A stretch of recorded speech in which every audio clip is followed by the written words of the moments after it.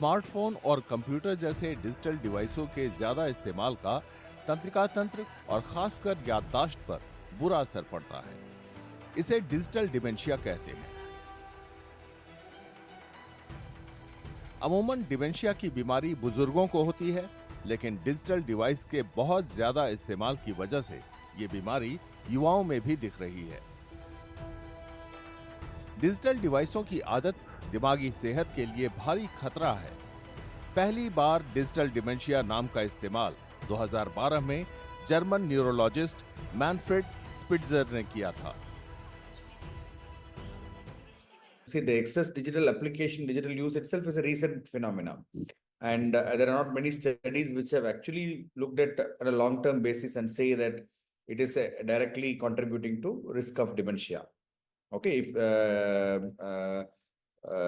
so I could think of this being a factor for depression. This could be a factor for social isolation. Okay, less physical activity. In all these aspects, excess digital use can indirectly contribute to dementia. 2022 में हुई एक research के मुताबिक लंबे समय तक TV देखने और कंप्यूटर के इस्तेमाल से डिमेंशिया का खतरा बढ़ता है। डिजिटल डिवाइसों के 4 घंटे से ज्यादा इस्तेमाल से डिमेंशिया, अल्जाइमर और याददाश्त खोने की दूसरी बीमारियां हो सकती हैं। अभी तक इस बीमारी को आधिकारिक मान्यता नहीं मिली है, फिर भी वैज्ञानिक शोध साबित करते हैं कि टेक्नोलॉजी का ज्यादा इस्तेमाल याददाश्त के लिए खतरनाक है। Yeah, it is something like causing a lot of problems, both in terms of mental health issues like depression, social isolation, aggression, even aggression.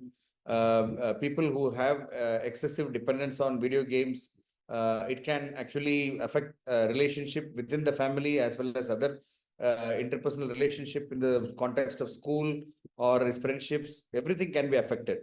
So many times people who have mental health problems, who have problems in externalization, problems in maintaining relationships, no, or people who have social anxiety.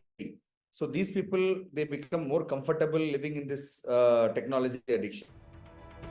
कई research से पता चला है कि digital technology के ज्यादा इस्तेमाल से लोगों को जानकारियां भी ज्यादा मिलती हैं। इस वजह से उन्हें किसी खास काम में मन लगाने में मुश्किल होने लगती है। जानकारों के मुताबिक बेशक टेक्नोलॉजी दिमागी कौशल को बढ़ावा दे सकती है, लेकिन ज्यादा स्क्रीन टाइम याददाश्त भी कम कर सकता है और सामाजिक दूरी बढ़ा सकता है। First of all, it affects our prefrontal cortex, where registration of initial memory happens. Then excessive usage of social media affects our sleep pattern. Its blue rays coming out of the screen also affects sleep pattern, and during the sleep pattern, short-term memory conversion onto the long-term memory, which happens in the hippocampus of our brain, which is also being affected, because for that proper sleep is required. Digital dementia के लक्षणों में कम समय की याददाश्त में कमजोरी, शब्दों को याद करने में परेशानी और एक साथ कई काम करने में मुश्किल आना शामिल है। ज्यादा स्क्रीन टाइम नींद, मूड और तंत्रिका तंत्र पर भी असर डाल सकता है। जानकारों की सलाह है कि स्क्रीन टाइम कम किया जाए, पढ़ने या टहलने जैसी गतिविधियां बढ़ाई जाएं, फोन के नोटिफिकेशन को म्यूट रखें और डिजिटल डिवाइस के बगैर याददाश्त बढ़ाने वाले काम करें।